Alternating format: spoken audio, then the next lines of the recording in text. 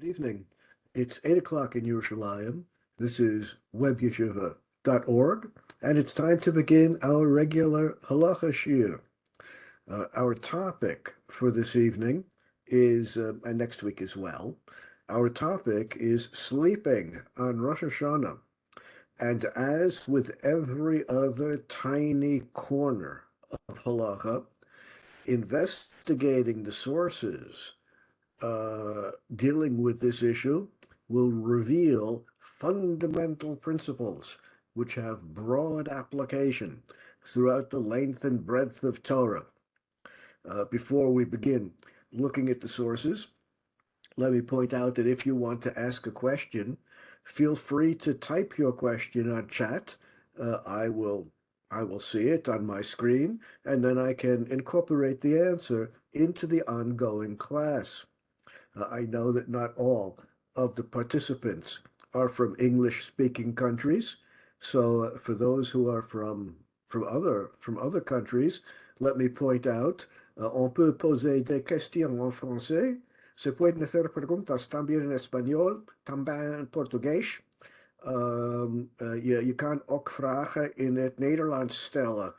I have a number of other languages if you want to correspond in another language. Okay, that said, let's get the sources on the screen. I remember how to do this. Click over here. Voila. Sleeping on Rosh Hashanah. There is a Talmudic passage which we're about to look at in the Yerushalmi. I think everyone knows that the Yerushalmi, the Palestinian Talmud, predates the Bavli, predates the Babylonian Talmud, and has some material in it which does not appear in the Bavli as well. Let's see what the Talmud Yerushalmi might imply, maybe implies about sleeping on Rosh Hashanah. Amar Rav Levi. This is the text of the Yerushalmi, and incidentally, I am not a very good typist, and therefore I make mistakes when I type, but you always have on the screen or on the source sheets, which you can download, you always have the exact precise source from which I drew the texts, so you can always look them up and see what my typographical errors are and see the broader context there. Amar Rav Levi. Rav Levi says in the Talmud Yerushalmi, he quotes a verse from the book of Psalms, and again, I'm not going to bother mentioning exactly where in the book of Psalms it is because you have that on the screen if you want to look it up. V'hu yishpot tevel b'tzedek. He, HaKadosh Baruch Hu, God will judge the world justly. Yadin umim b'meisharim, and he will judge the people. He will judge the nations straight in a straightforward way. Based on this verse in the book of Psalms in Sefer Tehillim, Rav Levi says, HaKadosh Baruch Hu dan et Yisrael bayom. After all, the verse talks about two kinds of divine judgment. The first kind of divine judgment is judging the world justly. The second kind of judgment mentioned in the second half of the verse is judging the nations, the non-Jews. Oh, so there must be some difference between the way HaKadosh Baruch Hu, between the way God judges the Jewish people and the way God judges other people, other peoples of the world. There must be some difference. And Rav Levi says the difference is that HaKadosh Baruch Hu judges the Jewish people during daytime. Because during the daytime, the Jews are awake and they're busy doing mitzvot, and since the Jews are busy doing mitzvot, that's the good time to judge them. They'll be judged more favorably in the eyes of God because they're doing mitzvahs during the day. Unlike at night when everyone's asleep. At Umot, the nations, all the other nations of the world besides the Jewish people, Balayla, they get judged at night. b'shah shehen b'teilen min mitzvos, at a time when they are not dealing, not engaged in any mitzvahs because they're asleep. Well, if the judgment of the Jewish people is dafka, specifically during the day, because we don't want,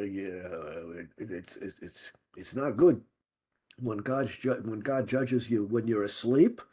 If it's not good when God judges you when you're asleep, and that's why God judges you during the day, that implies, doesn't actually say, but that implies that it's not a good idea to sleep on Rosh Hashanah. The day of judgment should be a day when you are awake, dealing with mitzvahs, engaged in mitzvahs, so that you can be judged favorably by a Kodesh Baruch Hu.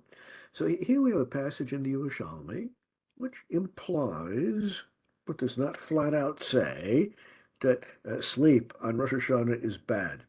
Now, where there is a conflict between the Bavli and Yerushalmi, and there are plenty of examples of conflict between the Bavli and the Yerushalmi, it's in general the Bavli which prevails. It's the Bavli which was accepted by Am Yisrael. It's the Babylonian Talmud, which Jewish communities all over the world. Well, back in those days, Jews were not so spread out, but Jewish communities all over the world embraced the Bavli, the Babylonian Talmud, as being definitive, and therefore, where there's a conflict between the two, it's the Bavli, it's the Babylonian view, which views this rule of the Babylonian Talmud having precedence over the Yerushalmi when there's a conflict. This rule applies to halachic matters and not to matters of minhag.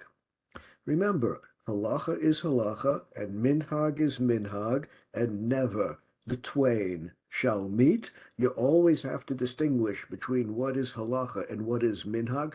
Halacha is obligatory. You have to do this, you have to do that, you're not allowed to do this, you're not allowed to do that. Minhagim, on the other hand, are practices that people engage in, things that people do, or things that people refrain from doing, positive and negative minhagim, but they're not actually obligatory. As far as minhagim are concerned, there's a big divide, a big division regarding the minhagim in the Bavli and the minhagim in the Yerushalmi. The divide works as follows. The minhagim, not halacha, but the minhagim of the Yerushalmi in the course of generations largely became the minhagim of the Ashkenazim. And the minhagim in the Bavli, in the course of generations, eventually became the minhagim of the Sfaradim.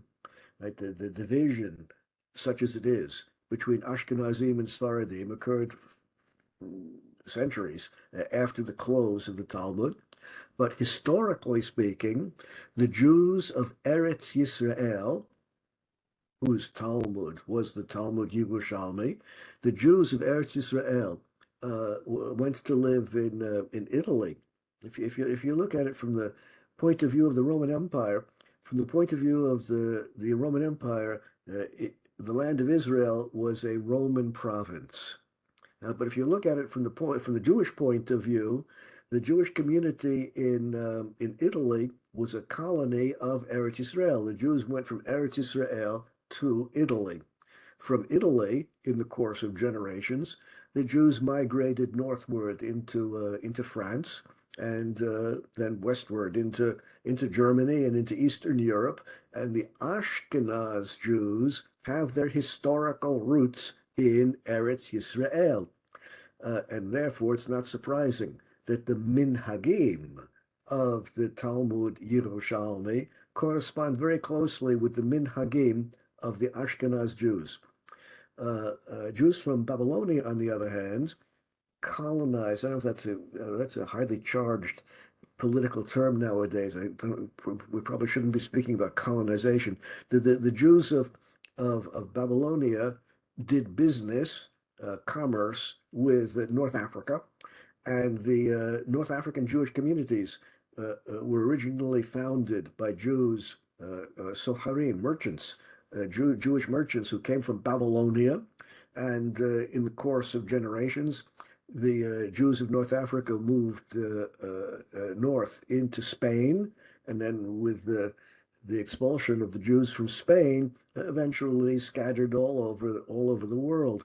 The Sephardic Jews have their historical roots in Babylonia. It is therefore not surprising that the minhagim of the Bavli, of the Babylonian Talmud, correspond largely with the minhagim of the Sephardim. Where there are differences, and truth be told, there are not a lot of examples, but where there are differences in minhag between the Yerushalmi and the Bavli, well, these are reflected in differences between the minhagim of Sfaradim and Ashkenazim. Ashkenazim largely following the Yerushalmi, and Sfaradim usually following the Bavli, and therefore it is not surprising, well, it should not be surprising for you to learn that this minhag to refrain from sleep on Rosh Hashanah is an Ashkenaz practice. It is the Ashkenazim who have this problem with sleep on Rosh Hashanah, and from now on, there's going to be one exception coming up, but from now on, all except for the one exception we're going to see are going to be from now on Ashkenaz sources dealing with sleep on Rosh Hashanah. This is not an issue which comes up in Sephardic practice. Let's go one step further. The Bach. His name was Rav Yoel Sirkis, one of the great 17th century rabbis, Eastern Europe, Lithuania. I can't get more Ashkenazi than that. And he wrote this commentary on the Torah, extraordinarily influential. And as in all of my classes, I'm going to present to you only the most important opinions, only the most influential sources through the generations. On a few occasions, when I'm going to present to you a source which is not so influential, I'm going to make it quite clear that it's a non-influential source. But the Bach, oh, he was important. That had vast influence on the thinking of subsequent generations. Let's see what he says. Katav b'sefer Rabbi Yehoshua ibn Shurib. Now, he's quoting a sefer, which in truth I've never even held in my hands, but I was able to find a digital version of it in Otzar HaChochma. He's quoting a sefer by this 13th century Spanish rabbi, Rabbi Yehoshua ibn Shu'aib.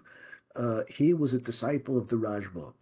Admittedly, not one of the most influential disciples, and admittedly, not one of the most well-known disciples. Indeed, except for this one quotation that we're about to read from this book of Rabbi Yehoshua ibn Shu'aib, you're not going to find any other references to him in halachic literature at all. In any event, he quotes the Rambam. The Rambam says, and the Rambam was a heavyweight, Rambam says, B'tkiya shofar yesh remez ladin uru yeshenim mitar damaschem. Rambam says flat out in the Mishnah Torah that the blast of the shofar is a wake-up message, and these are exactly the words of the Rambam. Shofar is a wake-up message. Uru yeshenim mitar damaschem.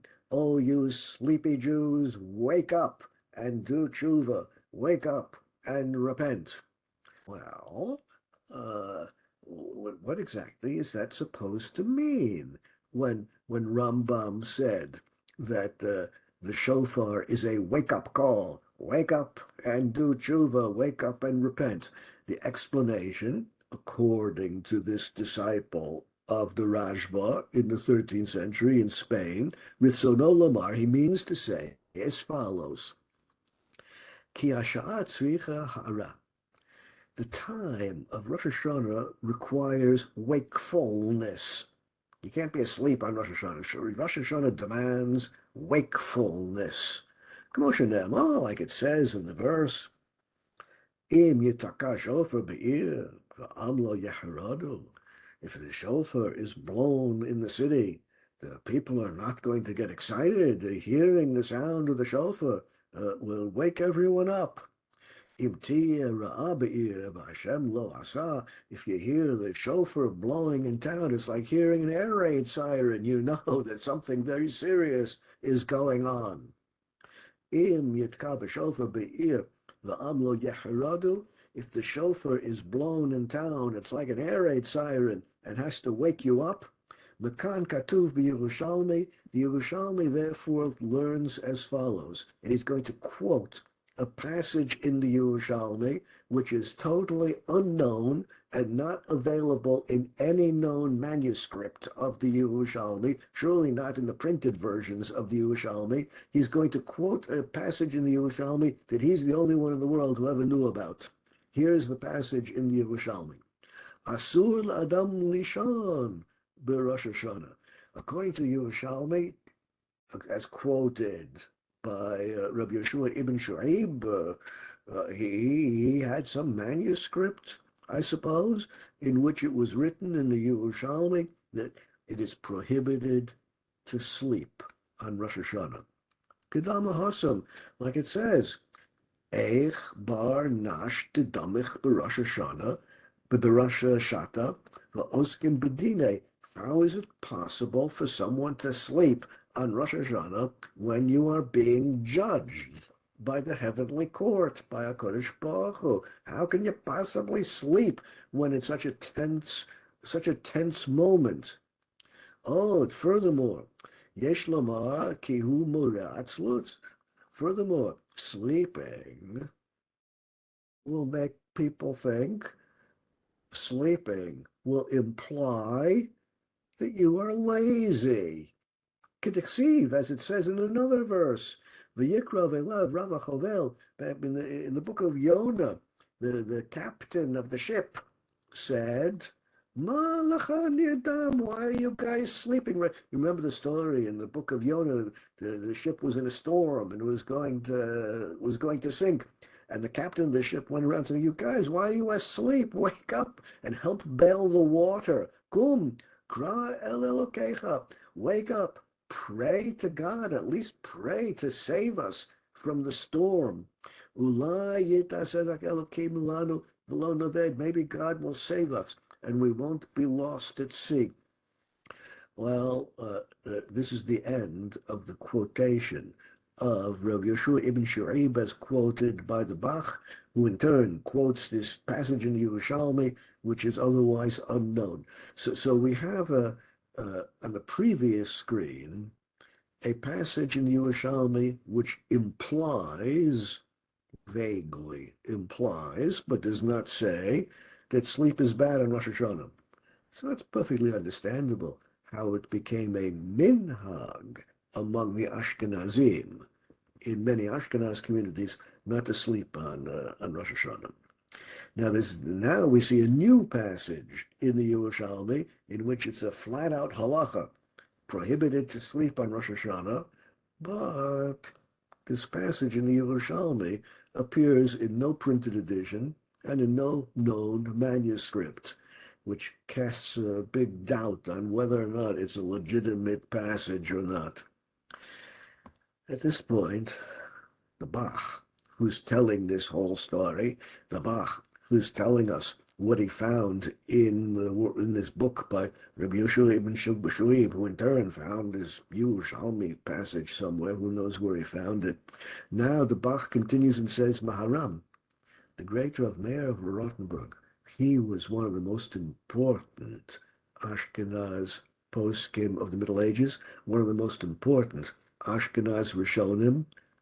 Hayaragil Lishon, Kamo b'Shah Yom Tov. He used to sleep on Rosh Hashanah, just like on every other Yom Tiv. After all, Hashena Mishu Bachas, sleep is a way of enjoying Yontif. Yontif. There's an there's a chiyuv simcha when we have to do what we can to enjoy Yom Tov. And if you're tired, sleep is the way to go. And the Maharam, one of the most influential Ashkenaz authorities of the Middle Ages, he, of course, took a nap on every Yom Tov, and that includes Rosh Hashanah. So, halacha, it's not a halacha prohibition to sleep.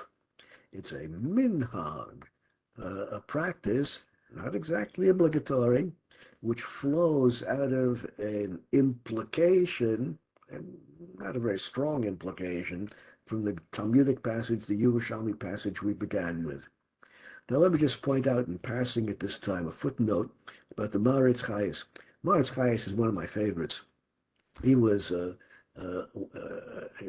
he was so important as a 19th century rabbi. He died very young, and although he left us um, um, the a dozen very important svarim, together with extensive notes, commentaries on the whole of the Gemara, the whole of Shas, the whole Gemara, and indeed he's one of the few 19th century rabbis whose comments on the Gemara are so important that they're printed in the back of every standard edition of the Gemara.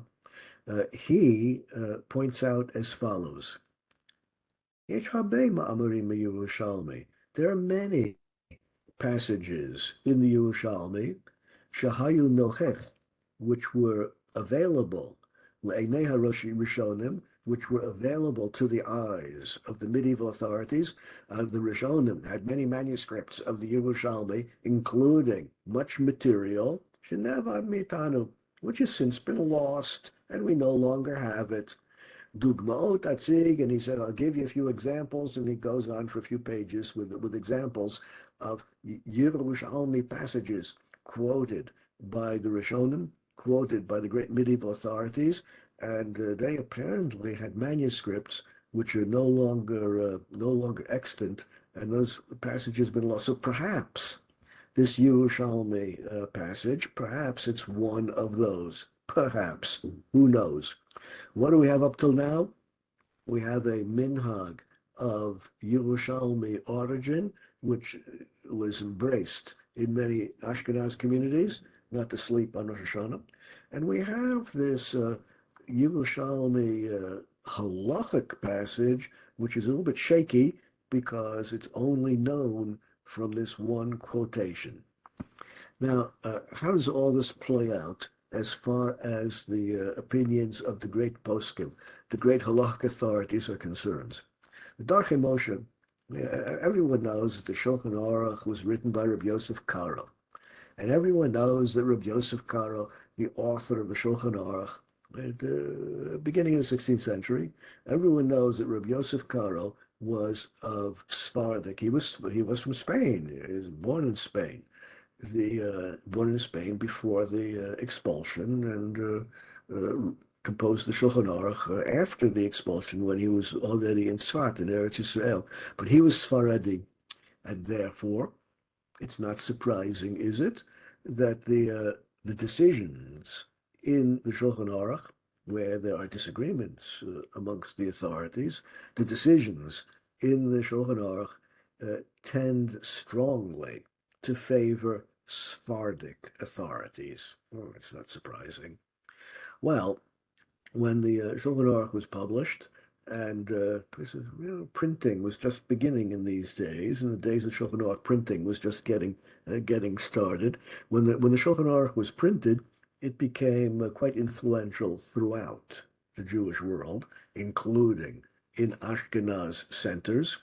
And Rav Moshe Isserles, great rabbi of Poland in the early 16th century, added notes to the Shulchan Aruch, added notes where the Ashkenaz authorities disagreed with the decisions, the conclusions in the Shulchan Aruch.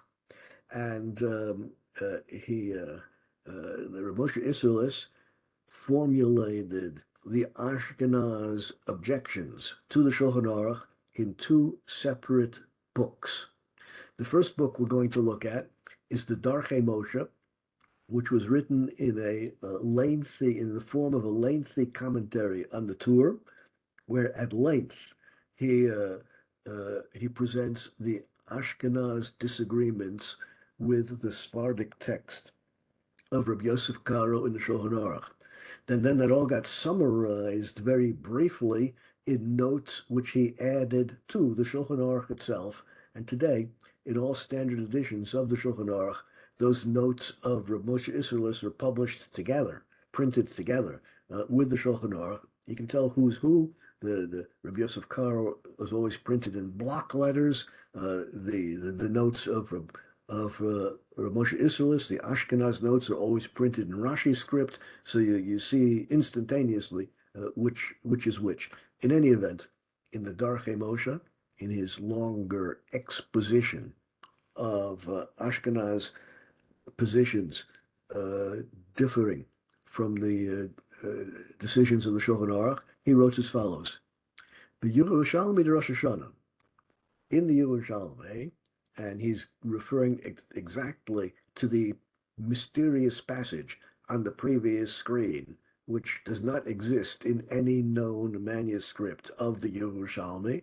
In that mysterious passage in the Yerushalmi quoted by Rabbi Yeshua ibn Sharib, it says, "My ahai man damich, anyone who sleeps, b'Rosh Hashanah on Rosh Hashanah, damich mazle, your mazel, your lucky star, is also going to go to sleep. That means you're going to have bad fortune. Your fortune will not smile on you if you sleep on Rosh Hashanah. Your spectral, your celestial star will not shine. V'lachein, and therefore, nizharim shelo lishon b'Rosh Hashanah, and therefore it is customary to refrain from sleep on Rosh Hashanah.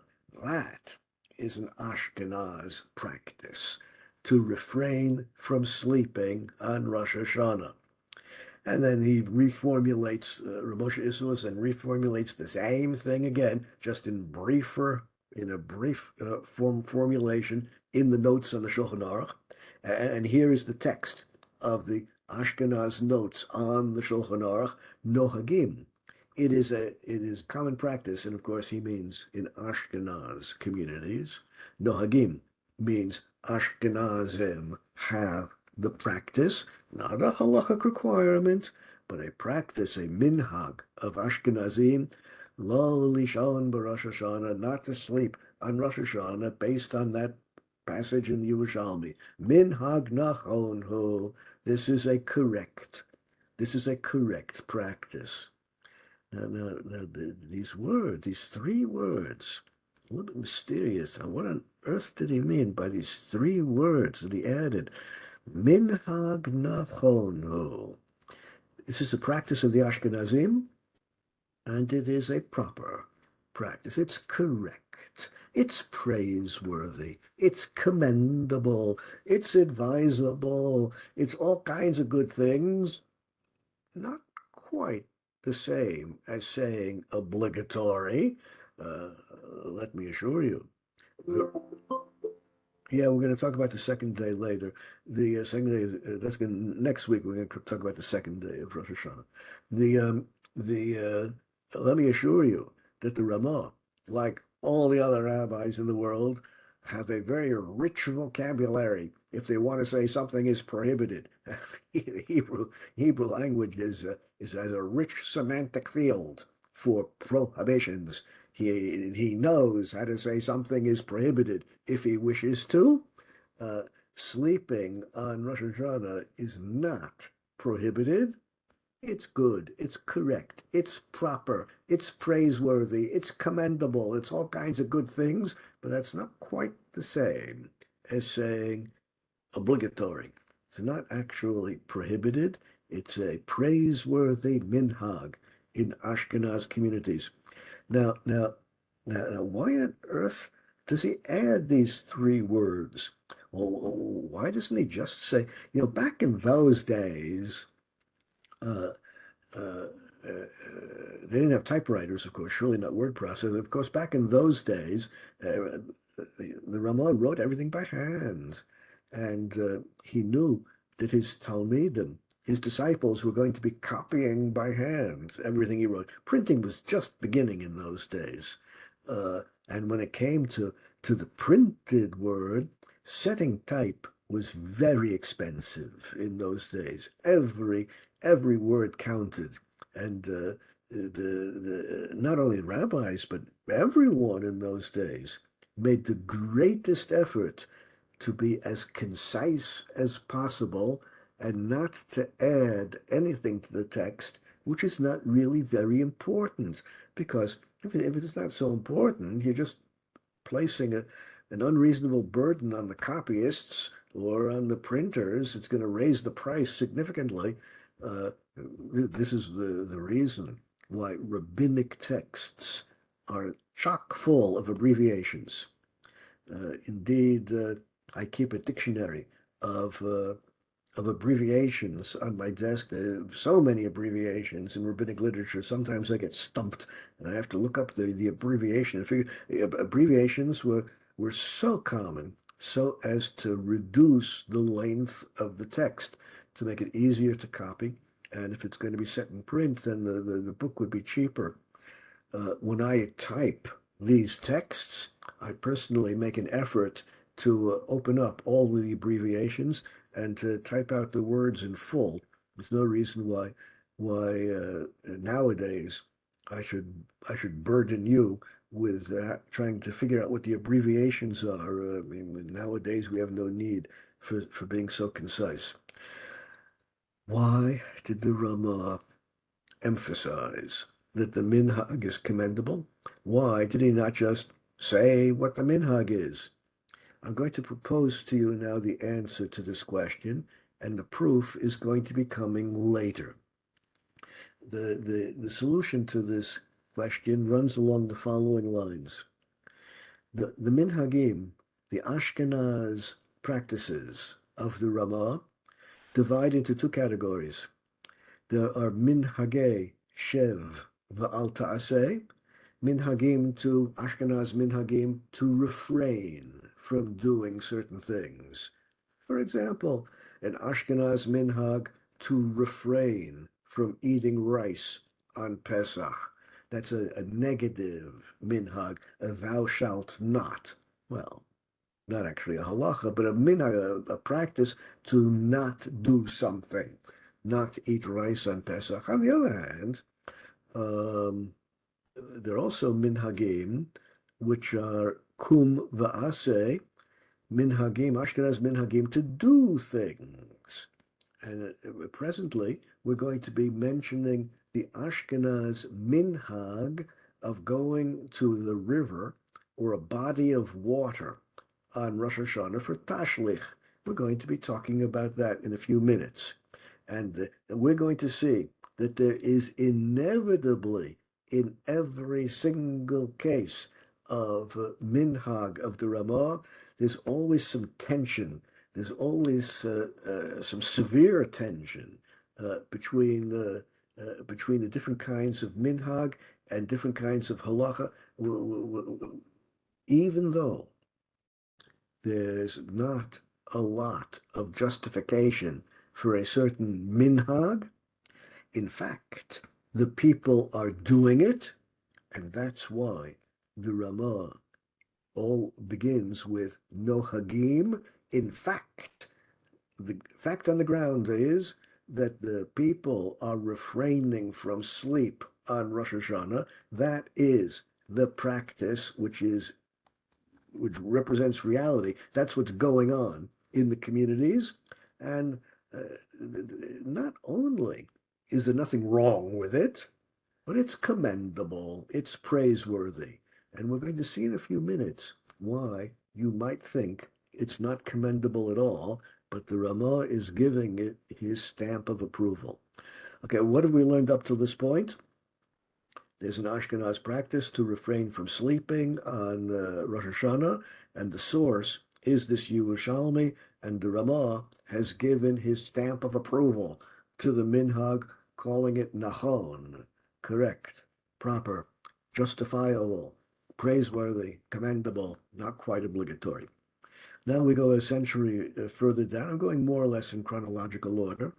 A century later, we come to the 18th century. The Elia Rabbah,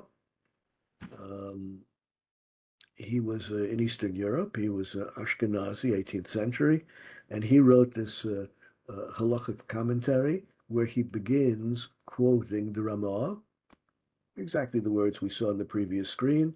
It is a practice in Ashkenaz communities not to sleep on Rosh Hashanah, and the minhag is nachon, is correct and proper. Now, Elia Rabbah, after having quoted the minhag of the Ramah to refrain from sleeping on Rosh Hashanah, after he's quoted the Ashkenaz practice not to sleep on Rosh Hashanah, he then says, V'halavush hishmital. The lavush is silent on this issue. And this is very significant. The lavush, the sefer he's quoting now, was written by Rav Mordechai Yaffa. Rav Mordechai Yaffa was the leading disciple of the Ramah. And the lavush, Rav Mordechai Yaffa, the leading disciple of the Ramah, he wrote this sefer lavush, which is a exposition of all of the opinions of the Ramah, and a lengthy exposition of all the halachot which are in the Shulchan Aruch.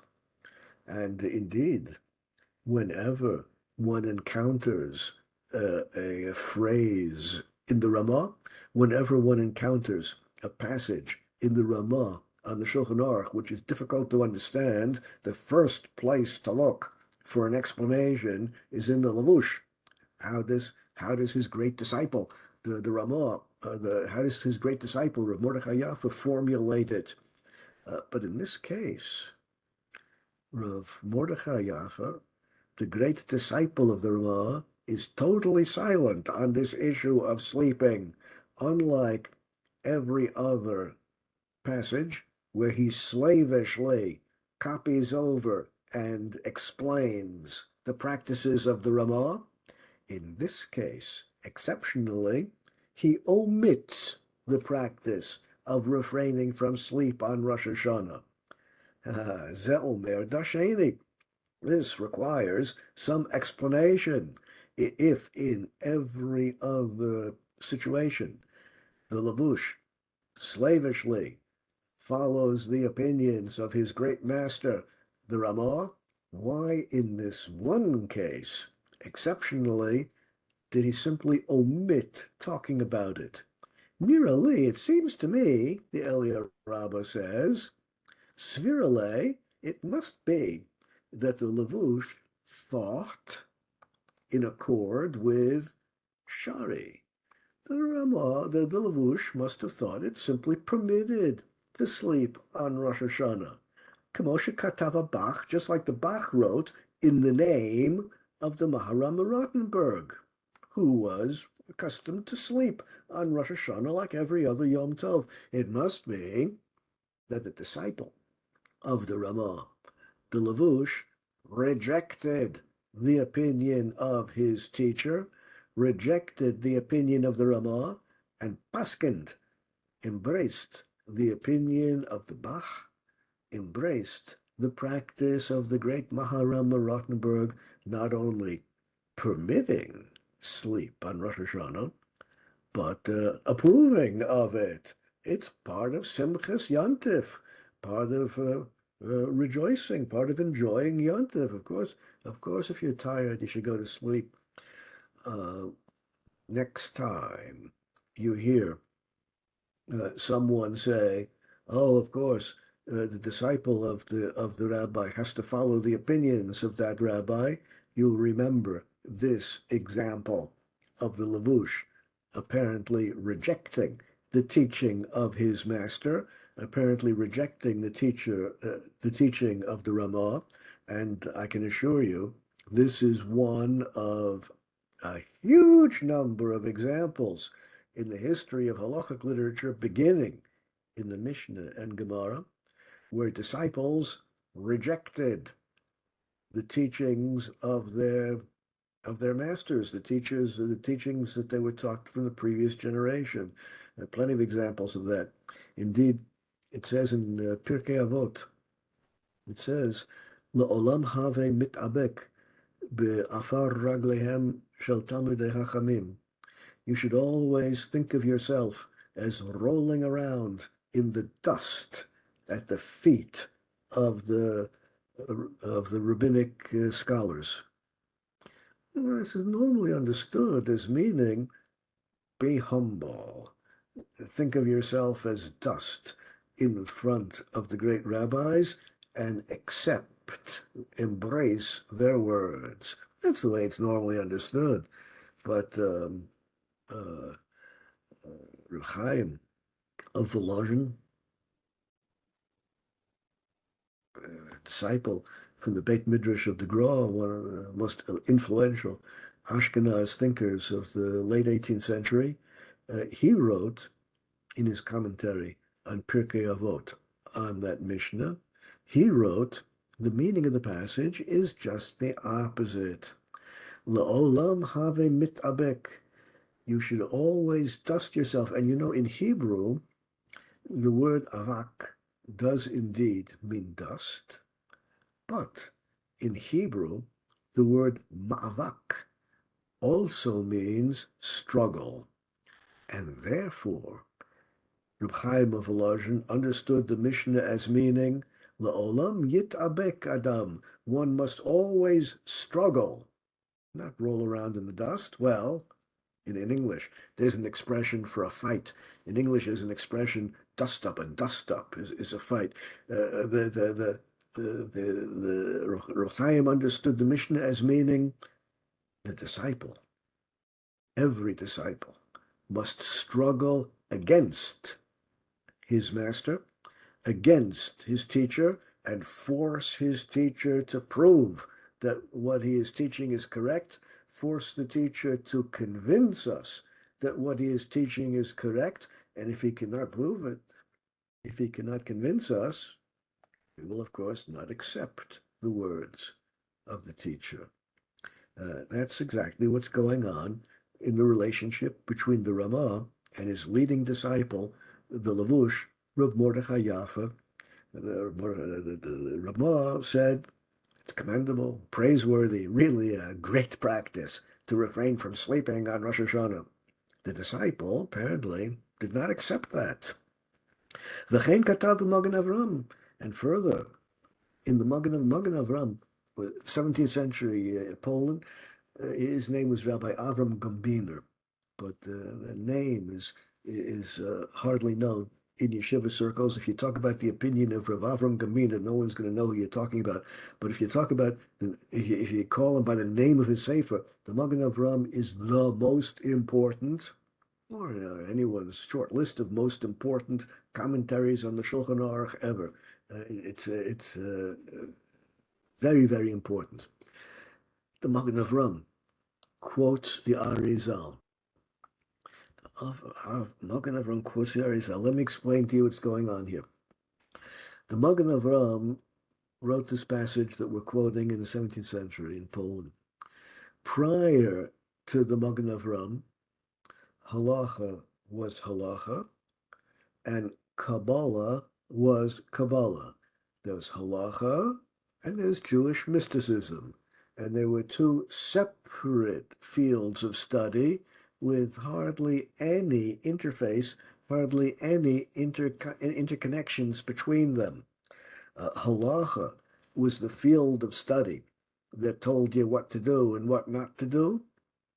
Kabbalah was a field of study that taught you how the universe works, how the mitzvot interact and influence the universe for understanding the world we live in.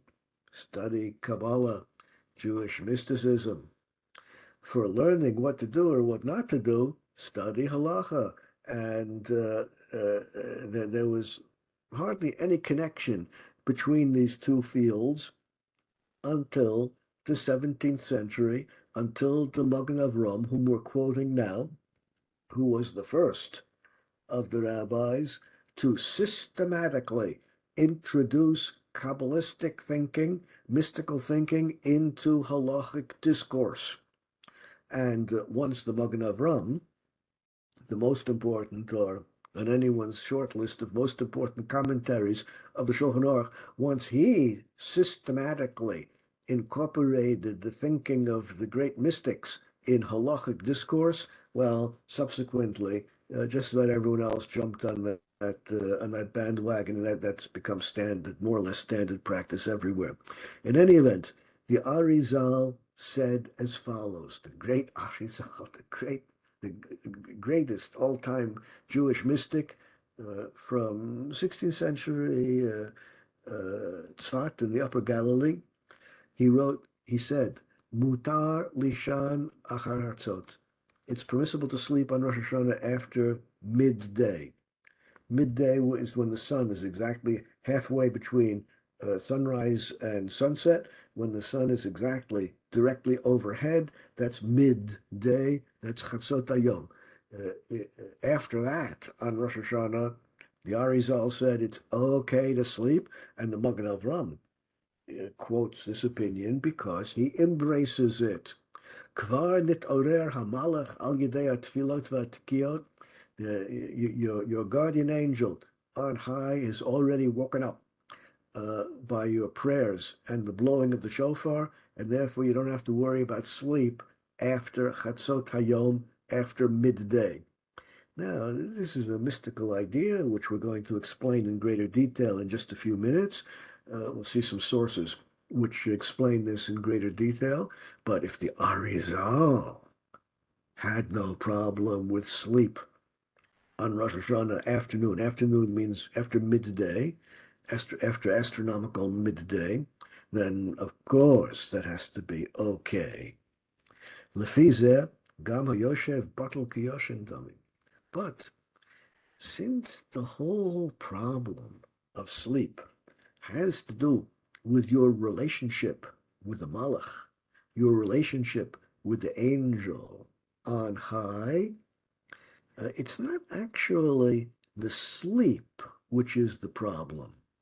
After all, as the Arizal taught us, by midday, the blowing of the shofar and the prayers have already been done, and therefore, by midday, there's no longer a problem of sleep. Sleeping in and of itself is not the problem.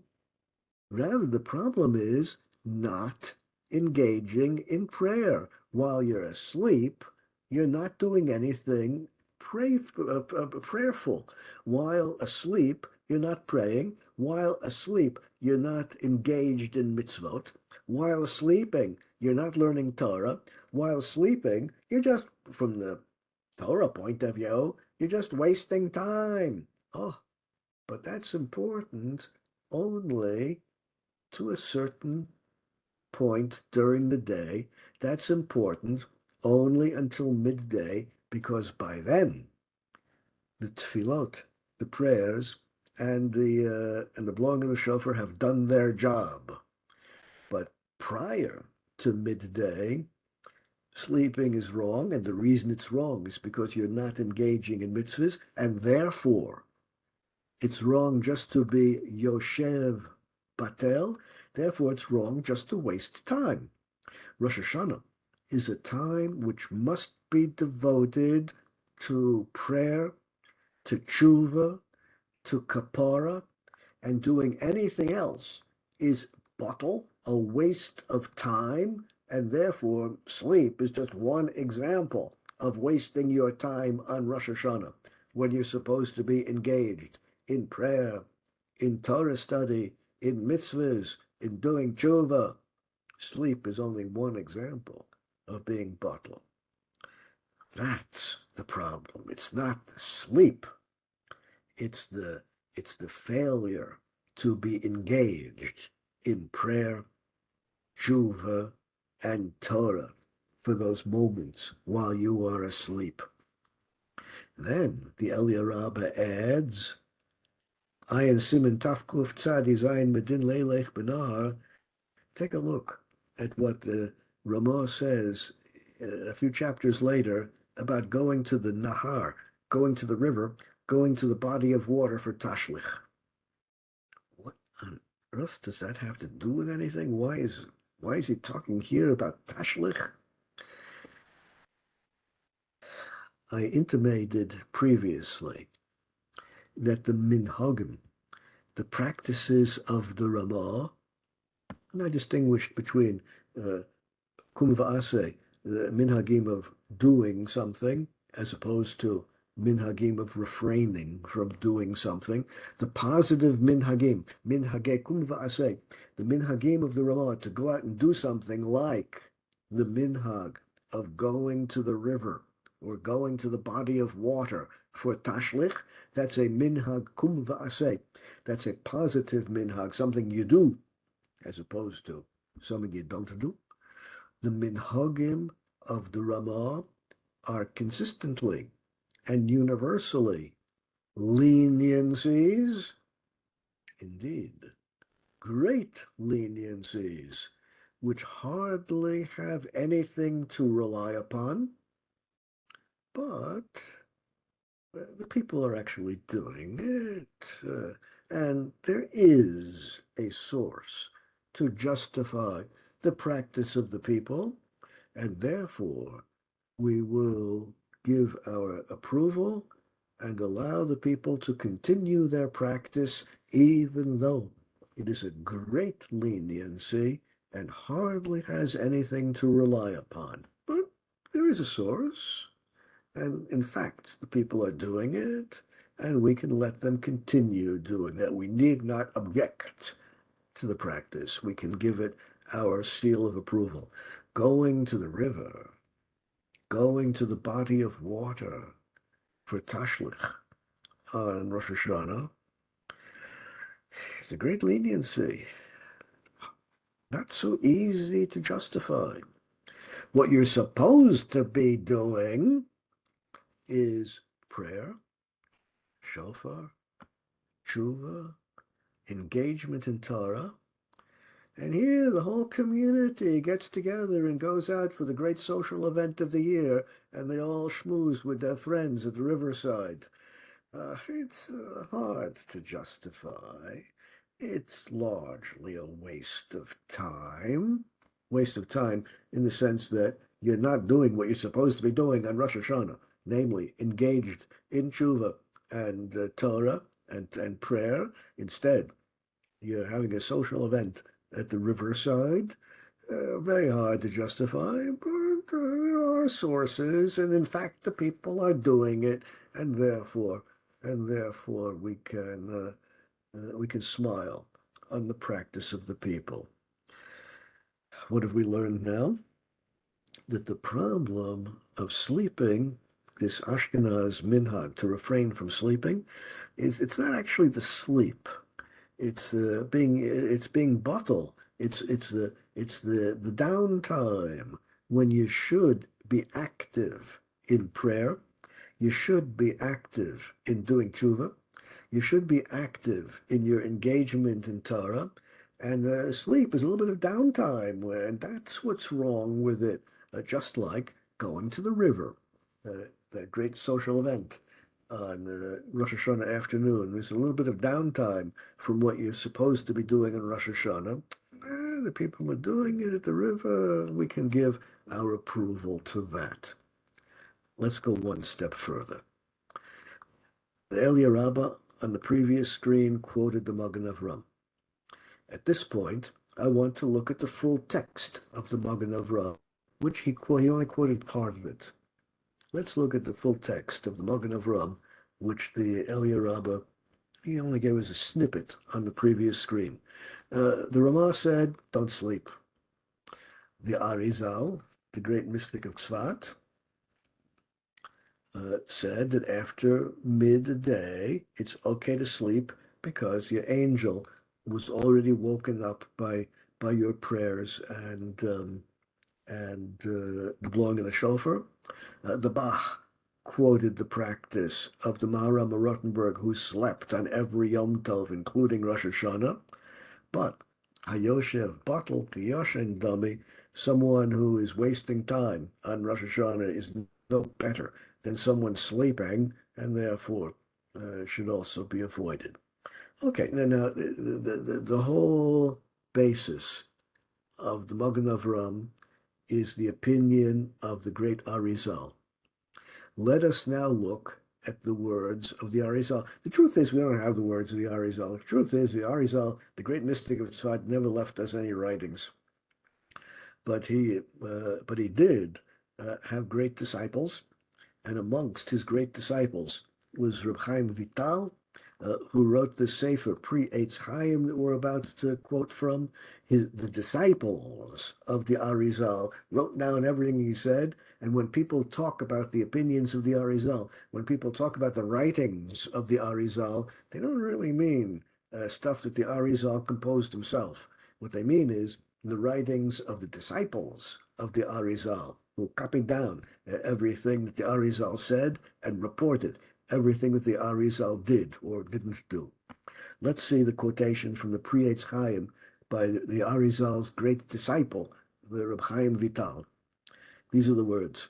Be'inyan Shena, as far as sleeping on Rosh Hashanah is concerned, near la'ani dati, it seems in my opinion, in my humble opinion, sheshamati memori, I heard my great teacher, the Arizal, say, Hatam, the reason not to sleep, Lefisha adat kiyas hu yoshen, because until the shofar is blown, you are asleep. You are spiritually asleep until the blowing of the shofar wakes you up spiritually. This is quite clear to us. Ata hitorer. Now, when you hear the blowing of the shofar, that's what wakes up your soul. Kamosh Ketava Rambam. Rambam wrote this. Kitkiyo shofar, uru yeshenim mitar. The Rambam wrote, the blowing of the shofar is a wake-up call. It is the blowing of the shofar which wakes up the soul. You're spiritually asleep until you hear the shofar. Kvar be'arduan, as we've explained many times.